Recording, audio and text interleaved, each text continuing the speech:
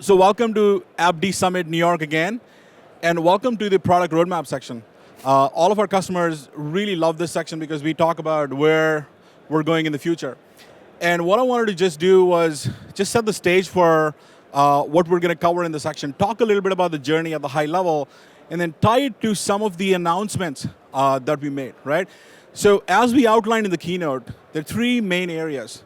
The first one is unified monitoring, right? And unified monitoring has always been the core of what we do.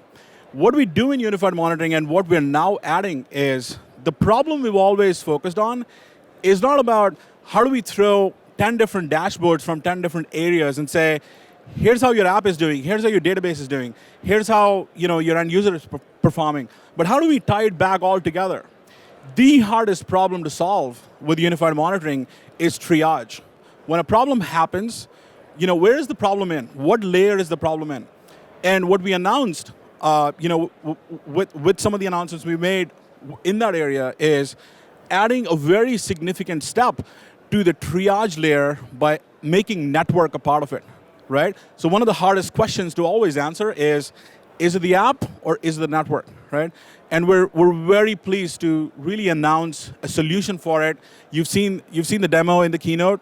We're going to demo some other parts of it and really show you more about that part. But really the focus is how do we make sure we start with a business transaction and go down to the next level of triage and basically tell you where is the problem and then offer you finding root cause. So that's area number one. Area number two, the second part is BIQ, right? And BIQ is always about tying the results of performance to the results of the business, right? And what you saw, we announced today and we showed in the keynote was the concept of business journeys. Business journeys is to BIQ what business transactions is to unified monitoring. It represents a higher level of visualizing how a business process flows through your multiple applications. So it's not even tied to an application. It's really representing what matters to the user at the higher level and ties multiple business transactions together in one step. So it's another significant milestone in us basically saying your alerting is driven by the core business transactions, business processes that help you define how your business is doing, and then get to the deeper level of triage and get to root cause and tie it all together. And the third thing that you saw in David and Rowan's keynote, which we're super excited about, is now to this very, very strong data model, how do we add machine learning and make that super powerful? Now, machine learning has been something that we've been adding to the product right from the beginning, especially when we did the dynamic baselining and how we approached that, applied that to business transactions.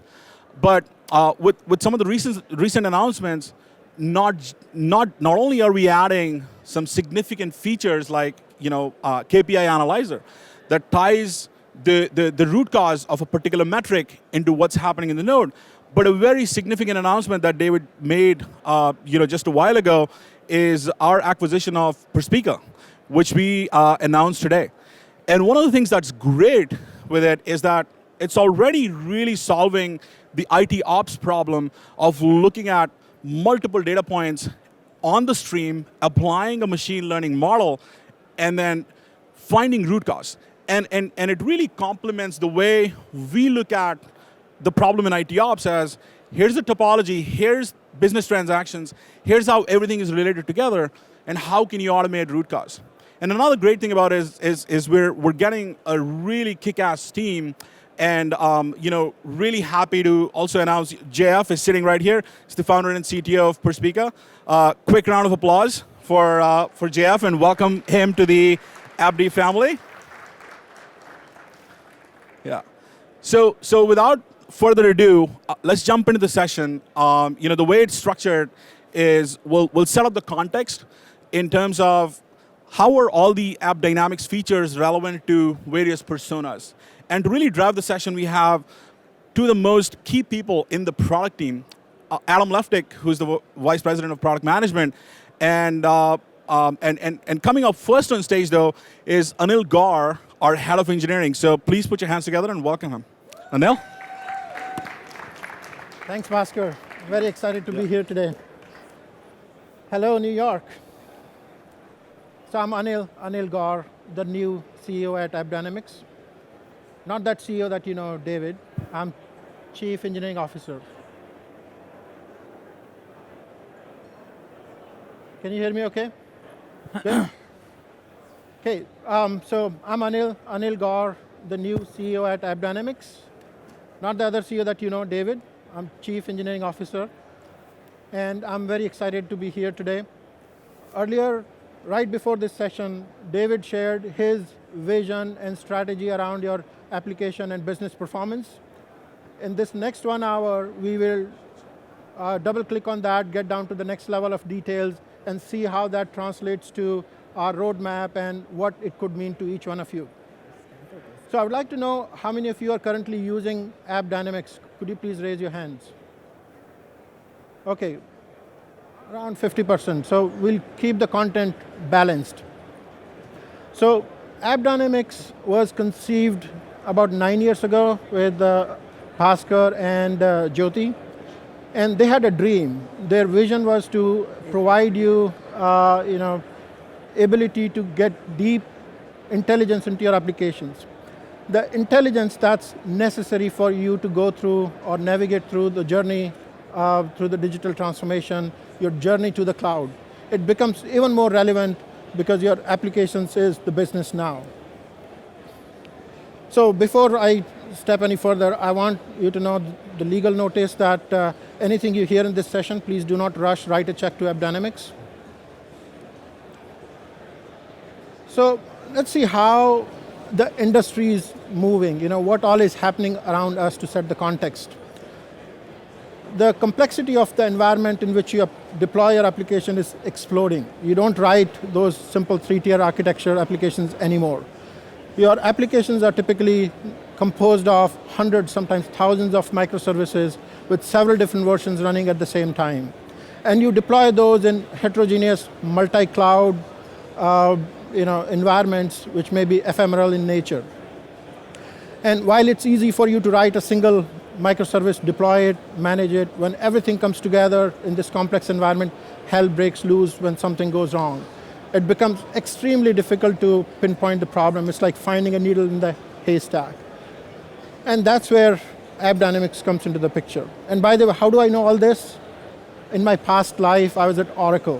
What I was doing there was building the PaaS, the IS layer for you to run your application. So I have experienced it firsthand. I was also developing Java standards at Sun and Oracle. So I understand this problem domain really well. So to solve these problems, we have been busy innovating on top of our unique and proven data model. The data model that takes into account the business transaction context. So you see end-to-end in your environments. In the middle, what you see is the unified monitoring, and we have been enhancing it on both ends of the spectrum.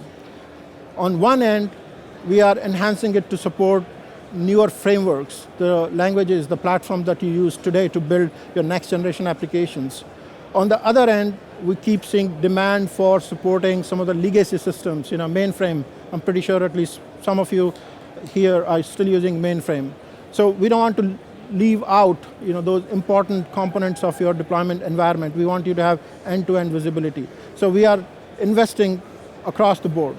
And we want you to have this single pane of glass with unified monitoring in the context of business transactions. On top of that, we are building the business IQ. You heard at the keynote, and Adam will get into more details there, how we are extending the value you already have with AppDynamics, so you can see the behavior of your application, how it's impacting the business outcomes. And all of this is running on our core platform, which is composed of a bunch of services, which can scale independently, and they are extensible. So let's look at our focus areas from the lens of these 4 key personas. And I would like to start with a developer, because life of an application starts with a developer. And what does a developer cares about? A developer wants to use latest and the greatest technologies, frameworks, They want to deploy in the most modern environment. And they have to be agile. There's so much pressure on them to deliver the code fast in the production and ensure the quality at the same time. Their focus is on their service, what they are writing. They care about how it interacts with the rest of the world, but when the problem happens, they don't want to spend their time picking the issue from that big noise. So that's very important for them. They want to be proven innocent as soon as it's possible so that they can get back to what they're supposed to do, which is to write code. So in order for us to provide you those modern frameworks, we have been investing heavily. And if I keep giving all the names, then it'll take half the session there, so I won't even try that. But the category includes your SQL databases, NoSQL databases, Kafka-like modern frameworks, mainframe, IIB, IoT, all kind of things. JDK 9, that got finalized just last month, so we have support for that. And Flame Graph, I don't know if you've tried that yet, but this is a cool way for you to know which methods of yours are taking most of the CPU cycles. That can help you debug quicker. And in the agile world, you're expected to deliver really, really fast. So we enable you to measure performance your application before you push it out to the production. So there is a baseline that's already set in the production, and using the DevIQ, you could see if you're deviating from that baseline. I mean, if it's better, great, but you should never degrade that performance in the production environment. We have added support for Docker environment because many of you use Docker containers to deploy your services. So we are able to connect the dots between the Docker performance KPIs and your microservice, so you can correlate between the two. And when something goes wrong, we have ways to integrate with Slack, with Atlassian, so we are able to file a ticket automatically if your baselines deviate. So these are all like cool little features that you can all use.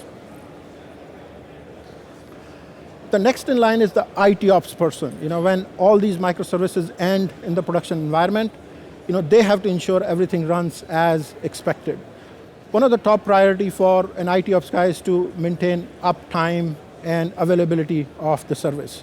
And it's not availability of the system, but the service in the context of the business transaction, and that's where we actually make a big difference. They care about efficiency that comes through automation, whether it's automation of the provisioning, ease of use, or dealing with triaging the issues in an automated fashion.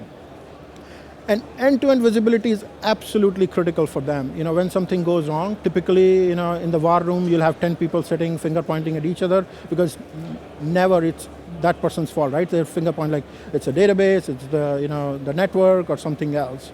So having this end-to-end context really helps nail down the problem in a very fast pace. They also care about support for heterogeneous or multi-cloud environments, because you need to have the capability of cloud burst if you're on-prem, or sometimes you'll use private public clouds or multiple public clouds. So having that support is essential. And you want extensibility. If you want to integrate through third-party systems, and we allow that through our SDK. So let's look at the end-to-end visibility part. You've already have enjoyed APM, EUM for a really long time. Server was there. Database monitoring was supported, and just yesterday we announced support for network and IoT. So that's kind of new, and again, it's basically the end-to-end visibility that you get. And all of this, we want to ensure that you get with zero metric loss. So whether it's because of scheduled maintenance or anything unforeseen, in no circumstance we want you to lose the visibility into the system. And we believe in automation. So we acquired Perspica that was announced earlier, and that helps us in the automated RCA using machine learning. This company was built on machine learning, by the way. All the baselines that are created are using machine learning, and we automatically detect the anomalies, but we are taking it to the next level through automating them. And we have support for synthetic on-prem now, where if you have your websites, your applications which are running in your private data centers, you will be able to monitor those as well. And there are some ease of use features, starting with the universal agent, because that's how you kind of start rolling out the AppDynamics in your environments. So we have this universal agent that you deploy once on your server, and then it takes care of provisioning rest of the agents on the server, and also ensuring that it can maintain the life cycle of those, or it can manage those, as long as you have those in your system. We have support for integration with ServiceNow, and as I said, we have this SDK which you can use, or we can provide you in extensibility to connect with other systems as well. Next comes the line of business. They care about application, but from a different angle. They look at it from how it's impacting their application or the business. And we allow them to create user journeys. They can now track the experience level monitoring for the user journey they care about. And another thing they care, many times you have applications which are deployed in different environments, and you don't have access to those applications. But with cross-controller federation, now you can have visibility into those applications. So an example might be, like Intuit text application may need something from QuickBooks, and without the cross-controller federation, you have no idea. You treat that QuickBooks as a black box. If it takes too long, you have no idea what's going on. But with this new feature, now you have that visibility. Now you can pick up the phone, call that guy, or help them triage what's happening in their system that's impacting the behavior of your application. So Business IQ, again, Adam will cover that a lot more in details, so I'll skip this part. And the CIO, last but not the least. CIO cares about everything I just talked about and more in the context of the business, because all the applications that you're running in your data centers are meant to run some business. So it's all about the business outcomes, how quickly you can tie those to the outcomes in real time. They also care about operational efficiency and density. So how can you have more and more agents supported in the single controller? Because that's how they can save money and help the bottom line of the company that they're working on. So in the interest of time, I will skip this part. Again, this will be covered in details. Let me double click on the microservices use case, because again, the next generation of applications are more likely to be written in a distributed environment using microservices. The world of a DevOps guy is slightly different from how the IT ops guy will look at it. IT ops guys look at the broader view. The DevOps person is more focused on their service, endpoints of their service, how those endpoints are interacting with the service upstream or downstream, and what's changing there, how it's impacting their service, or how their service is impacting the other ones that are dependent on that. So in the microservices environment, you have the same benefit that we've provided for other applications like automatic service onboarding and discovery. What becomes more relevant and important in this environment is your dependency mapping, because the dependency graph, if you look at a microservices environment, the largest I've seen is with 8,000 unique microservices running with up to like 50, 60 versions of those. So figuring out the dependency is huge, and that's where we come in and we help. So you can monitor your microservices at steady state, see if they deviate from the baseline, or you may want to compare the characteristics of your application, the newer versions as you're deploying, to see whether you're degrading in those KPIs. And even before you push it out, so you have the capability of checking that through canary or blue-green approach. Another important aspect here is we will provide you an ability to integrate with your orchestration engine, like Kubernetes. Many of you may be using that. So let's say we detect that we are saturated, you need to spawn more instances of the service, or you need to scale it down. So we can alert you, and then you can integrate with the Kubernetes or any other orchestration engine to scale up or down your service. So all of these things combined, are a great help in the microservices environment. Looking at the canary deployment, a bit more in detail. Here we are trying to upgrade a version to 1.1 and trying on a selective instances first. When it goes fine, then we will kind of roll it out to the rest of the environment. So enough talk. At this point, I would like to invite Suneet on the stage to give us a demo of how this is done and how we can actually detect the outliers if something is wrong. So Suneet, please join me at the stage. How are you doing, Suneet? Thanks, Anil. So earlier today, you saw a demo. This was about AD financials.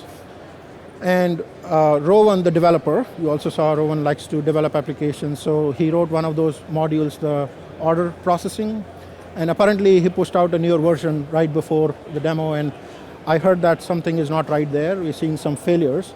So I couldn't really ask Rowan to come here and help triage that issue, but fortunately I have Suneet here, the next best person to help us diagnose that issue. So Suneet, why don't you take us on this? All right.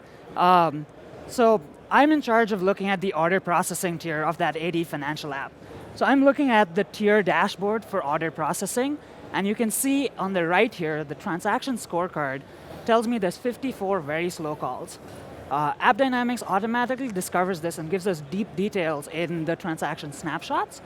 But as a service owner, I need a bird's eye view of what's going on. And so that's why we built the tier metric correlator. So if I go into tiers and nodes, I can look at the order tier and say, I want to correlate metrics. At the top here, it gives me a high-level view. I'm just going to switch to the last 1 hour. It gives me a high-level view of how my business transactions are doing. So these are all the outliers. It's all the slow, very slow stalls and errors that have happened in my service. I can mouse over these. These are the same business transactions that AppDynamics detects in the previous screen. I can mouse over the gray box, and it tells me which node it happened on. So the first question I ask myself as a microservice owner is this happening everywhere or on just a subset?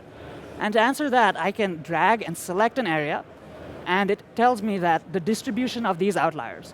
So all my outliers are only happening on node N1. Wow, that's pretty cool, Suneet. So you hover over this bar chart and you could figure it's happening on one node, you select the nodes and you have the visibility to which node it's happening. That's right. That's cool. So now the second question I want to ask myself, great, it's happening on node N1, why is it happening? And that's what these sets of metrics underneath is for. The first question you can ask yourself is it because of a load imbalance? So we're looking at the calls per minute. And you can see there's two distinct behaviors of load, very high load and not as much. But the pattern of the outliers does not match this pattern. So I can rule out load imbalance as a cause of this. If I scroll down and look at CPU I/O wait, you can see the pattern matches the pattern of the transaction outliers. So maybe that's the cause. I'll scroll through the rest of the metrics really quickly. We can look at CPU busy. You can see it's consistent behavior at like 0 to 10%. Memory is only sitting at 20%. And if I scroll down here, I see there's lots of paged out happening. Again, in that same pattern. So I know that paged out means it's probably a disk issue. And that's what the pie chart here on the right tells me. It's like, it's happening on this server. So now I'll click into the server. Wow, this is great. So just by a quick glance, you could narrow down the issue to the disk I/O. Exactly. Wow. And now we see like the rich metrics that server visibility collects. I'm going to go into the volumes tab because I suspect it's a disk issue. And you notice that there is this spike in the number of disk writes. So I've taken my problem from across my whole service, running 5 different nodes, down to the specific server and the specific disk. And what we also do is you can look at the machine metadata. We collect information like tags from AWS, and I can see it's running version 1.1. So from that bird's eye view, we were able to drill down into the server that's causing the problem and isolate it to the new version of the software. Wow, so within minutes you could narrow down the issue to the node that was impacted and that it was due to disk I/O, something Rowan did in the most recent version of the application. So make sure you give that feedback to Rowan. Yeah, I'll let but Rowan thank you, know. Sunit. Thank you, Anil. Yeah. And now I would like to invite Adam up on the stage to walk us through the rest of the focus areas. Thank you, Adam. Good to see you. All right, bro. I got the hand mic. All right, thank you. Got my hand mic here. As those of you, I see a lot of familiar faces. A lot of folks know I've always wanted to be in a boy band secretly. And so anytime I'm on stage with a mic, I'm always very tempted, but I will spare you, or I should say spare me the embarrassment. So I'm gonna go down into some details about some of the things we've talked about today. And in the interest of time, I'm gonna go pretty quick, and I'm gonna try and leave some room for questions and some interaction, although it might be a little difficult with your Walkmans there, but we'll figure it out. Okay, so Business IQ. Earlier today, you saw David, Marissa, and Amod walk through a number of new features we've added to Business IQ. One thing we didn't get a chance to talk about was a new feature we call XLM, or Experience Level Management. And what Experience Level Management is all about is it's designed to enable you to define service level agreements in the context of all the transaction data, end user data, log data, so that you can build any numeric field and register an SLA against that field. You can report it weekly or monthly. You can have exclusion periods. And of course, just like anything in AppDynamics, when you do have failures and issues, you can easily go in and troubleshoot those issues. But again, it's designed for both internal and external SLA management. It's built into Business IQ and will be available in our 4.4 release. So we're really excited about XLM. The other big thing we talked about was called business journeys. And business journeys, and this goes back, I've been at AppDynamics for many years now, and one of the things that we've been talking about for almost 5-6 years now was what is the next big evolution in APM? And business outcomes has been a concept Bosker's been kicking around for a long, long time. And the idea was always going back to the right unit of measurement has always been about the business transaction. The problem with the business transaction's been, it's a simplistic request reply or an asynchronous request reply model. But people want to look across individual transactions and look at a broader workflow or even model the underlying business outcome in a very different way. So with our new release of AppDynamics, what we're going to be doing is allowing you to build, and if you happen to see the keynote this morning, you saw the editor that allows you to go in and basically take individual transactions, whether they're spanning business transactions, log data, and end user browser events and clickstream data, and link them together through common data elements that we collect through our underlying data collectors. So just like you do for diagnostic information, you can extract payload information and use that payload information to join together different milestones so that you can construct a measurable entity we call a business journey. It's very, very powerful and really is the logical evolution of APM. It's not just about monitoring performance of applications, but it's understanding how they're impacting what you care about, which is delivering functionality to users. So that's business outcomes. The next big thing we've been working on for a while that we're excited to be releasing is expanded support for what we call Universal Agent. At AppDynamics, one of the most frustrating things, and this is true of everyone on our engineering team and product management team, is getting functionality out to our users. And one of the big challenges everyone's faced, and we've heard this from a lot of customers, is nobody wants to be in the business of managing agents. Now there's lots of organizations and companies that are very adept at deploying software.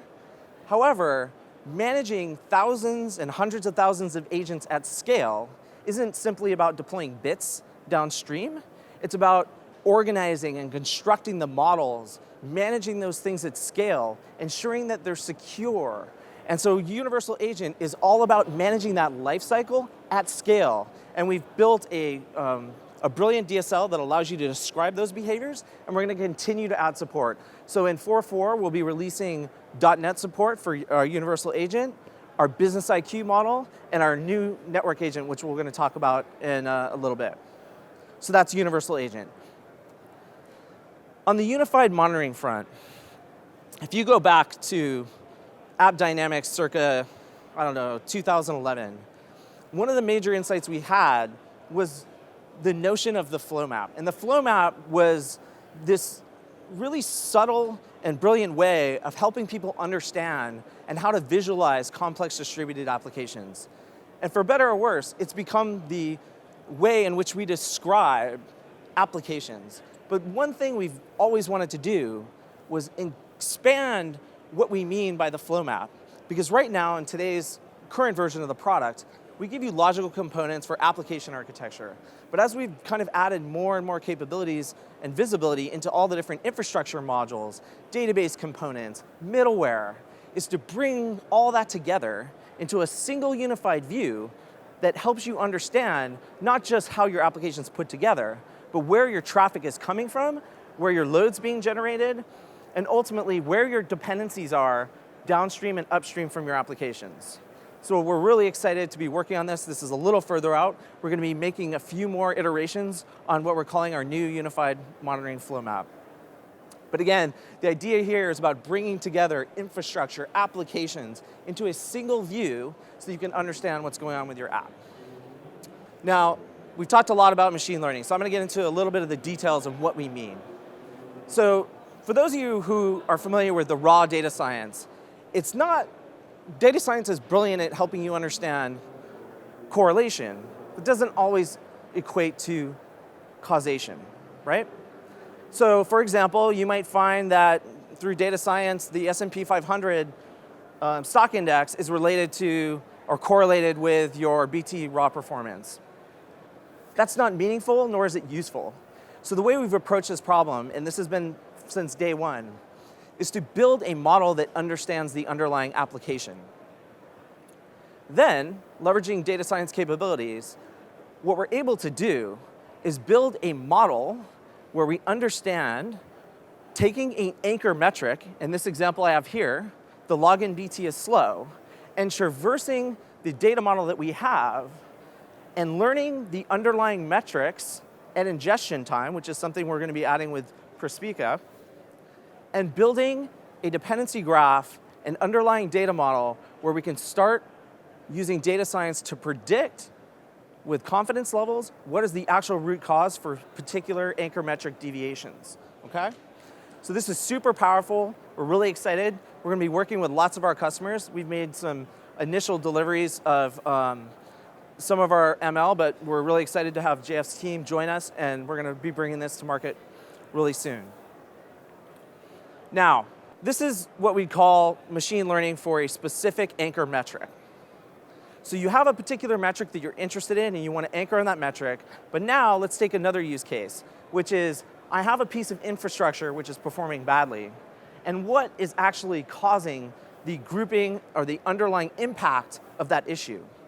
So through the same data model, what we're able to do is group those issues together and build an underlying semantic model that's based not just on machine learning, but understands the directionality of the metrics' interrelationships.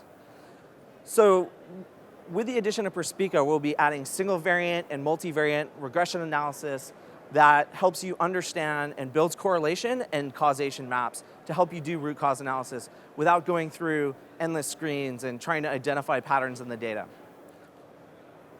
Okay, so Anil talked about another big feature that we're releasing in 4.4 already. We have lots of customers, and I see a few of them out there in the audience, who've come to us and said, look, we love your product, we want to deploy AppDynamics as a service. But due to the nature of our organizations, we want to be able to manage those infrastructures independent of one another. We don't want a shared platform. And initially, it seems counterintuitive. We've always been about providing more visibility, not less.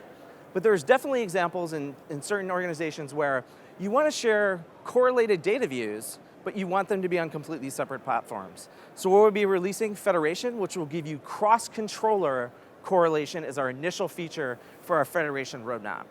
Super powerful capability. If you have one application reporting to another controller and you establish a shared trust relationship through key exchange and credential management, we will correlate to other applications running on another controller and give you baseline KPIs across those different applications reporting into different runtimes.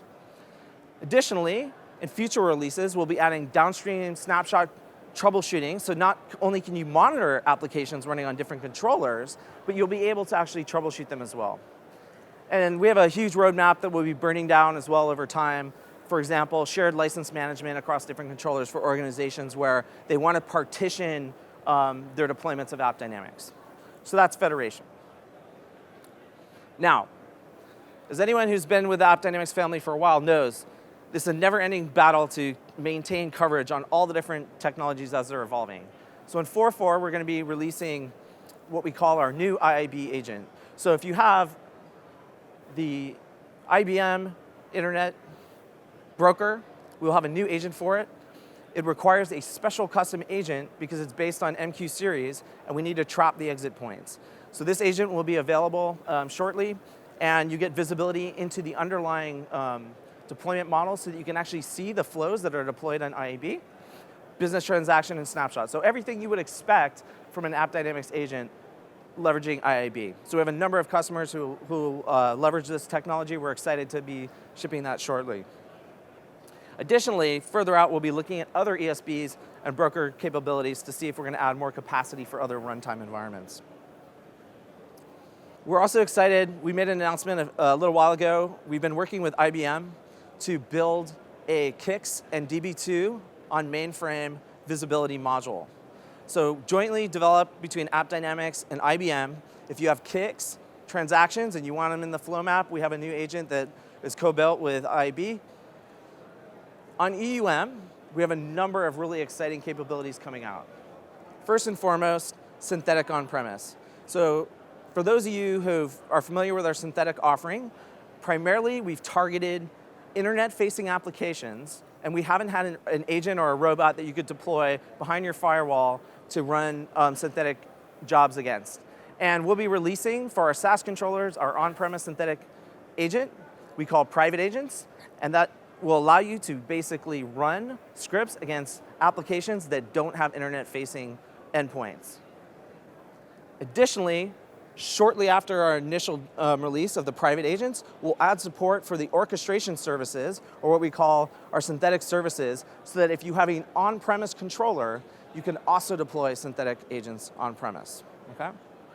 This is targeted at obvious applications like call centers and other things that people want to monitor. And synthetic still remains a great solution if you're looking for basic availability monitoring in applications. We've added another new feature that's really cool. It's called visual BTs. And the idea is that as you're running through your synthetic jobs, one of the things you want to understand is what was the user actually seeing when the application failed? Or what did the application actually look like to an end user? So with our private synthetic agents, as well as our internet-based agents, you can actually see the screenshots as they were generated by the robot. So it's really cool capability, so you can understand actually what the user would be experiencing both during the last success as well as failures. We've also added this capability to our mobile RUM product. So through SDKs, you can actually take screenshots so that you can actually see what the end users are viewing on their devices during each one of those events. You heard the announcement today, so I'll do a quick call out to what we're producing with our new IoT agents. They come in two flavors.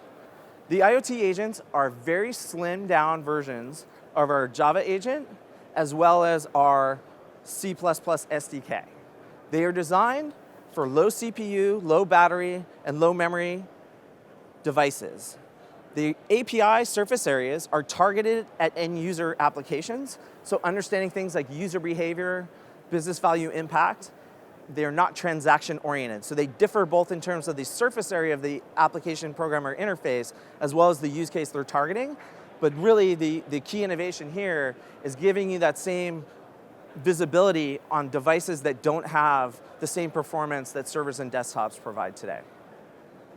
Another big area we've spent a big investment is on what we call the infrastructure monitoring space. And for those of you who've been in the AppDynamics family, we've been talking about our network visibility module for a while now. And as Bhaskar alluded to, and David before him, what we've been trying to do is reduce the amount of time it takes to triage and troubleshoot issues. And in the current product today, and we'll walk through a demonstration of this in a minute,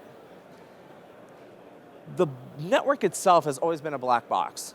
And I can tell you as a practitioner, I spent many years in war rooms, and inevitably, the first thing that get blamed whenever you had an outage or a troubleshooting scenario was the NetOps team. Because let's face it, as app developers, that's like the least understood component in the infrastructure, and NetOps is easy to blame. So what we're trying to do with this product is really help force the conversation into one that's about data and information, and remove the blame game that's going on here. And so what we've done is we've built a really innovative runtime environment. Our network agent runs on the host, and what it does is it monitors the ingress and egress of all the network traffic coming over the wire. And then we take the 5-tuple and we marry that 5-tuple, which is the source, destination, IP, and port and protocol, and we build, on top of our instrumentation running inside your runtime environment, a correlated network flow, and then capture those KPIs and build what we call our network flow map and our network KPIs.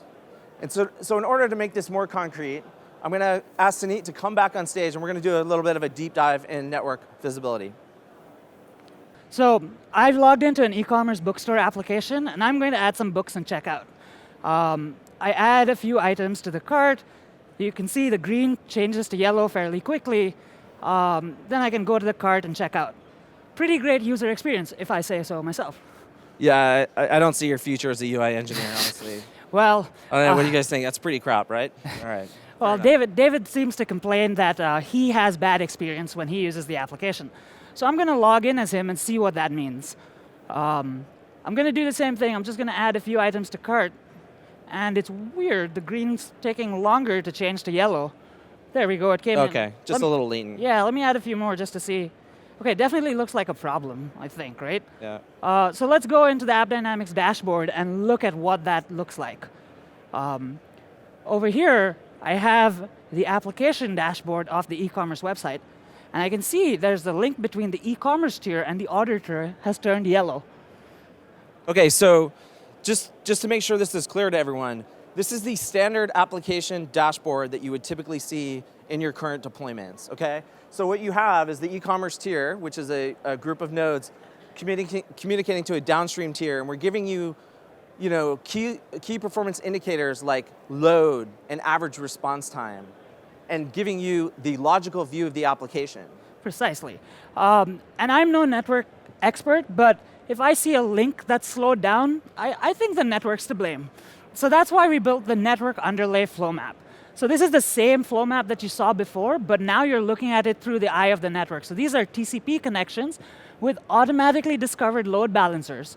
And you'll notice that the links have turned red. So I'm going to use this flow map to now triage David's problem. I'm going to start at the e-commerce tier, and I'm going to say, I want to see the metrics for this. Up top here, we've put the business context alongside two metrics, pi and network errors. Wait, so hold on here. So just to make sure everyone's clear, what you're seeing on the screen here is literally the business transaction health that we use through our transaction scorecard, like slow, very slow, stalled and error transactions, overlaid with network health, with this thing called pi. Can you actually explain pi? Yeah, so pi is performance impacting events. Basically, we look at a bunch of metrics and decide, is there any evidence to show that the network is to blame? And we roll that up into a metric called pi, and down here we break it down for you so you can figure out whether the problem is on the client, on the receiver, or on the path in between. And so we can see for David, it looks like he's having a lot of retransmissions that happen when he uses the application. So that's probably the cause of his problem. And so to finally help the NetOps people, we can go to the network link, and by clicking here, I can look at the specific IP addresses and ports to go talk to my network engineers to say, hey, there's a slowdown between these things. Can you please help figure out what the problem is? So what's really brilliant about this is not only now do we have the ability to unlock the latency that the network is contributing to when you're experiencing a performance problem. But now you have actionable information you can actually take to NetOps and say, hey, go check out these links. And there's no translation between what is the underlying host information, how does this map to your virtualization layer, and so on and so forth. We're giving you the actual link information so you can go and troubleshoot this issue. Giving you visibility into reverse proxy load balancers so that you have some understanding of actually what's going on behind the network. So we're really excited about this. We'll be announcing support for Java in 4.4. We'll be adding support for our additional agents over time, .NET probably being the next one. As well, we have a really fantastic roadmap for network, packet capture, and a bunch of other things that if you have a chance, come grab me and Cindy, and we'll talk through it. Great. All right? Thank you. Thank you, Adam.